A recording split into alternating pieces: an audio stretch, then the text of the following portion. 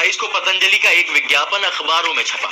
इसमें misconception spread by allopathy यानी allopathy द्वारा फैलाई गई गलतफहमियों का जिक्र था। इस विज्ञापन को लेकर इंडियन मेडिकल एसोसिएशन ने एक याचिका दायर की थी। 21 नवंबर 2023 को सुनवाई करते हुए सुप्रीम कोर्ट ने बाबा रामदेव को भ्रामक विज्ञापनों पर रोक लगाने को कहा, पर बाबा रामदेव नहीं माने। 2 अप्रैल 2024 को हुई अगली सुनवाई में जस्टिस सीमा कोहली ने कहा, आपकी माफी काफी नहीं है, सभी तरह के परिणामों के लिए तैयार रहिए, अब हम पत्ते खोल रहे हैं। कोर्ट ने सरकार को भी आड़े हाथों लेते हुए कहा कि केंद्र ने मामले में आंखें क्यों बंद कर रखी थी। आज मंडे मेगा स्टोरी में जानेंगे बाबा रामदेव को कोर्ट से माफी क्यों नहीं मिली।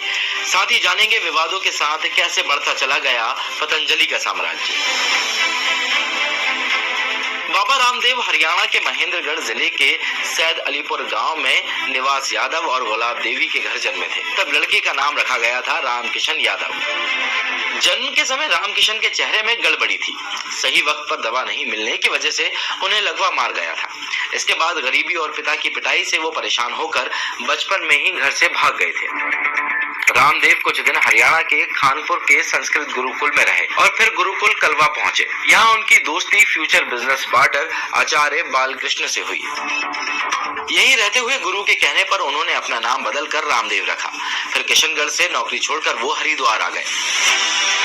हरिद्वार में उनकी मुलाकात आचार्य कर्मवीर से हुई, जिन्होंने बालकृष्ण और रामदेव को योग और आयुर्वेद से जुड़ी बातें सिखाई। स्वामी शंकर देव से जमीन लेकर आचार्य कर्मवीर, बाबा रामदेव और बालकृष्ण ने 5 जनवरी 1995 को दिव्य योग मंदिर ट्रस्ट की शुरुआत की। आगे चलकर यहीं से दिव्य फार्मेसी की भी शुरुआत हुई। 9 अप्रैल 1995 में रामदेव ने गंगा के किनारे भगवा वस्त्र धारण करते हुए संन्यास ले लिया। लेकिन रामदेव की जिंदगी का टर्निंग पॉइंट बना उनका टीवी पर आकर योग सिखाना। साल 2000 तक देश में टेलीविजन प्रचलित हो चुका था। 2001 में रामदेव ने मौके की नजाकत को समझते हुए संस्कार चैनल पर 20 मिनट का योग कार्यक्रम शुरू किया। इसके लिए वो खुद चैनल को पैसे देते थे। इस कार्यक्रम ने उन्हें घर घर तक पहुंचा दिया। आज आस्था और संस्कार चैनल में पतंजलि का बड़ा शेयर है। साल 2009 में FMCG सेक्टर में पतंजलि आयुर्वेद लिमिटेड शुरू हुई, जिसने मार्केट में खलबली मचा दी। 2012 तक कंपनी का टर्नओवर 450 करोड़ था, जो 2021 तक 26,000 करोड़ तक पहुंच गया। बाबा रामदेव का राजनीति से शुरू से ही जुड़ाव रहा। राजनीति में उनके मेंटर बने आजादी बचाओ आंदोलन की शुरुआत करने वाले राजीव दीक्षित। रामदेव ने राजीव दीक्षित के साथ 2010 में भारत स्वाभिमान आंदोलन शुरू किया। इस तरह वो एक राजनीतिक पार्टी बनाकर सभी 543 लोकसभा सीटों पर चुनाव लड़ने की तैयारी में थे। लेकिन नवंबर 2010 में राजीव दीक्षित की मौत के बाद रामदेव का राजनीति में आने का सपना अधूरा रह गया। फिर 2011 में रामदेव सोशल एक्टिविस्ट अन्ना हजारे के इंडिया अगेंस्ट करप्शन आंदोलन से जुड़े। आगे चलकर 4 जून 2011 को उन्होंने रामलीला मैदान से भ्रष्टाचार मिटाओ सत्याग्रह शुरू किया।